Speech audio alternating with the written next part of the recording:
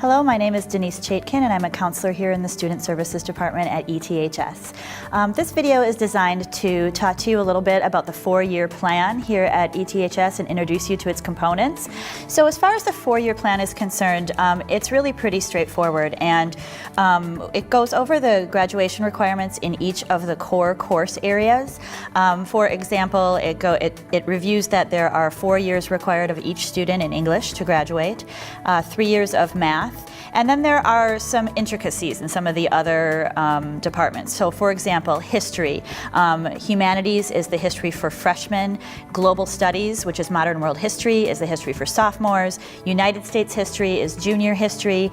And then seniors have a variety of electives available to them. You do not need to take a fourth year of history. However, there are a lot of different social science options, AP options, and history options for seniors to take. And then in the science area, biology is the first year of a science requirement, and then physical science is required for the second year of science. We do tell all college-bound students that they should plan to take at least 3 years of science if they're going on to a 4-year school. That is the minimum that most schools require for even admission into a 4-year school. So while we don't require it for graduation, if you are college-bound or even remotely considering going on to a 4-year school, please consider taking that 3rd year of science, and your counselor will probably be encouraging you to do that. That's available in a variety of ways. You don't need to take necessarily physics or anatomy. There's also things like astronomy and geoscience and a variety of AP options in the science area for you to take. And there are so many options that you actually can take a full 4 years of science. For PE is required every single year, the full year. The only exception to that is during sophomore year, when students take 1 credit of PE one semester and 1 credit of wellness education the other semester. And then we get into some of the more elective requirements. So world languages is considered an elective. While many colleges and universities do want to see 2 or 3 years of the same world language, it is not a graduation requirement here. And so when we're reviewing our 4-year plan as far as academics are concerned for students, you don't need to take a world language. However, it is highly encouraged. So again, if you want to keep all doors open to you and all options open to you, you would want to consider taking a world language, and you want to make sure that it's the same world language for it to count. So for example, if a college or university or job or something else wants you to have 2 years of a language, that means 2 consecutive years of the same language, Spanish 1 and Spanish 2, or Spanish 2 and Spanish 3 if you came in at a higher level.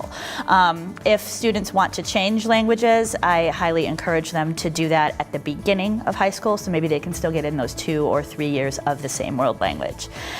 Some other things that are required for graduation and that we review on our 4-year program planning sheet is a consumer education requirement. There is 1 semester of consumer education required before graduation. That's a state of Illinois requirement, and it's sort of a cross-departmental requirement, meaning that there are several different courses that can meet that requirement, and some are in the CTE area, some in fine arts, some in history, etc. They are all listed in your course selection guide, so that would be a great resource for you to make sure you know of all the options. That's something that just needs to be taken for 1 credit sometime between when you come as a freshman and when you graduate as a senior. And then the other thing that's required are the fine arts and CTE classes. So a total of 3 credits are required before you graduate. The only caveat is they cannot all be fine arts classes, and they cannot all be CTE classes. So you'll have 2 from one area and 1 from another. A good example is maybe somebody who's in choir or band. Let's say you're taking that for all 4 years. You'll have a lot of fine arts credits. That's fine, the more the better. But what you want to make sure is that sometime before you graduate, you are also taking a CTE course. And those are the computer classes, cooking classes, there's a lot of engineering and technology classes, there's a ton that have to do with childcare and kind of in a lot of different areas. There's the different smart labs as well. So you're looking at business, you're looking at kind of health and human services, you're looking at engineering and technology. There's a lot of different options out there for you to find something that suits you that is in CTE as well. And that really goes over all of the requirements as far as four-year academic requirements for students in order to graduate. Your counselor will be reviewing these with you initially when you come in as a freshman. We create what's called the four-year plan and we go over it. We talk about things like what your goals are, what your aspirations are, and how the academics offered here can support that. So a lot of times people change their mind while they're here. And so we don't expect you to always have exactly the same goals every year. You're growing and you're learning, and that's why we meet at least every year at the bare minimum to review this with you and to kind of see what we have available for you to explore so that you can choose the correct career path, college path, etc. that makes sense for you. Thank you for your attention regarding the ins and outs of the four-year plan.